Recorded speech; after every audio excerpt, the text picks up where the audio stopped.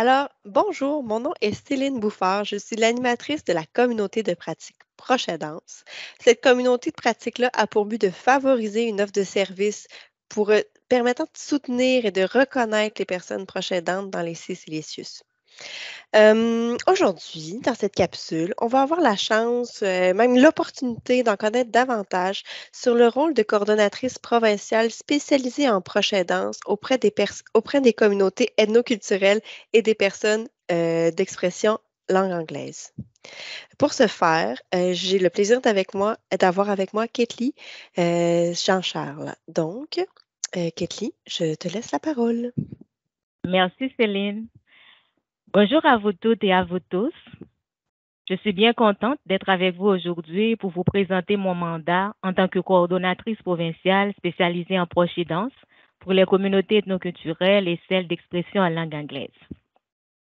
Pour vous faire une présentation personnelle, je suis médecin de formation.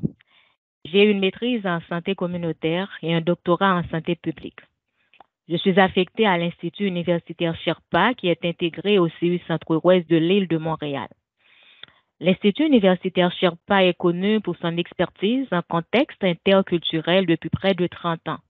Donc, sa mission principale est l'avancement des connaissances et le développement de meilleures pratiques en matière d'intervention de première ligne en contexte de pluriethnicité. C'est la raison pour laquelle je pense que le ministère de la Santé et des Services sociaux lui a confié le rôle de la coordination provinciale de la proche aidance pour les communautés ethnoculturelles et celles de langue anglaise. Donc, mon mandat en tant que coordonnatrice provinciale, c'est important de savoir que bien que je sois basée à Montréal, au CU Centre-Ouest de l'île de Montréal, comme vous pouvez le constater sur la carte, mon mandat s'étend dans toutes les régions administratives de la province où sont réparties les communautés ethnoculturelles et celles de langue anglaise. Et avant de vous parler précisément de mon mandat, je vais vous présenter quelques données sociodémographiques relatives aux deux clientèles qui sont sous ma coordination en proche aidance. Donc, selon Statistique Canada, l'Institut national de santé publique du Québec et le ministère de l'Immigration, de la francisation et de l'intégration, donc, en 2016, ces statistiques remontent à 2016, ce sont les dernières statistiques que nous avons. Les statistiques pour les 5 dernières années ne sont pas encore sorties, malheureusement.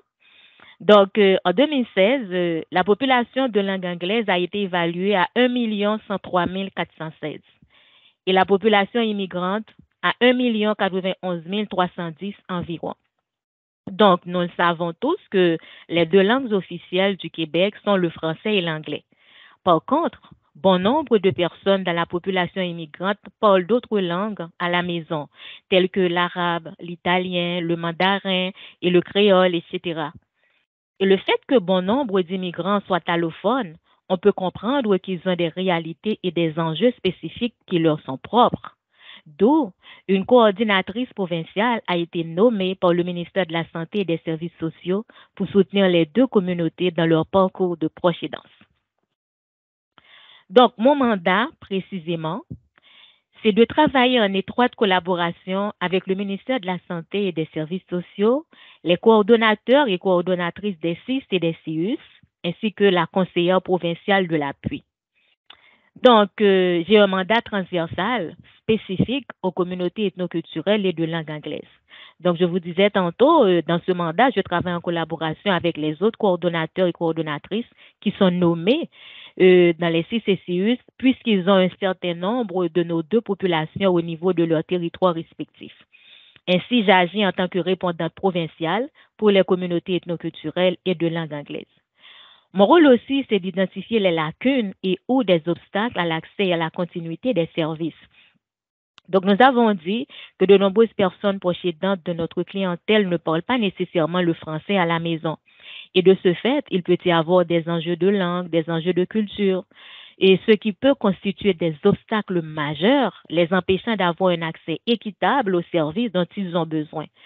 Donc, mon rôle en tant que coordonnatrice, c'est d'identifier ces lacunes et de les soutenir autant que possible pour qu'ils aient accès aux ressources existantes.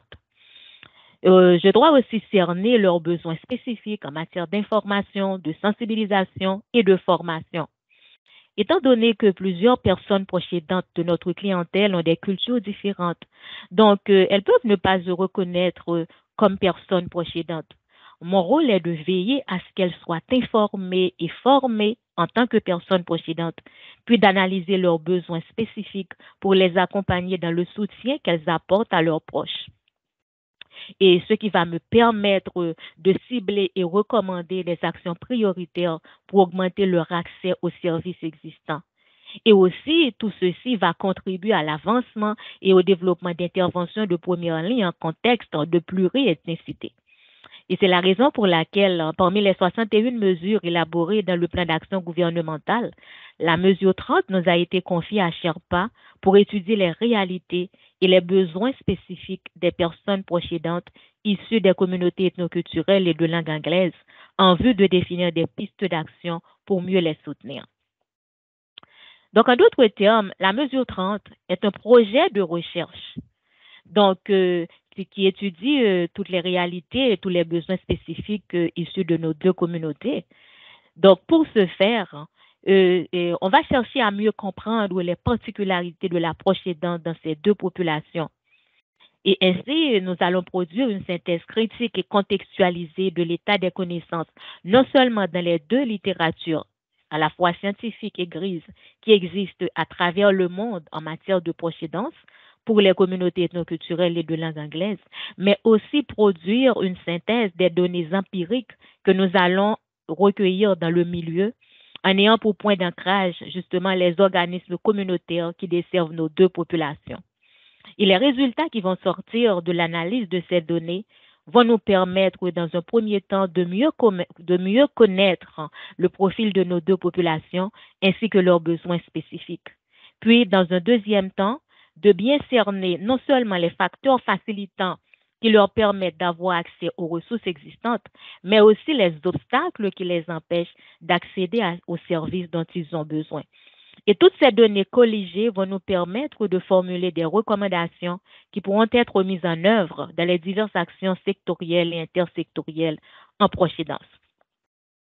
Donc, pour terminer, je peux vous dire que la coordination provinciale en proche aidance pour les communautés ethnoculturelles et de langue anglaise, créée par le ministère de la Santé et des Services sociaux, répond à un besoin spécifique, un besoin identifié dans le milieu.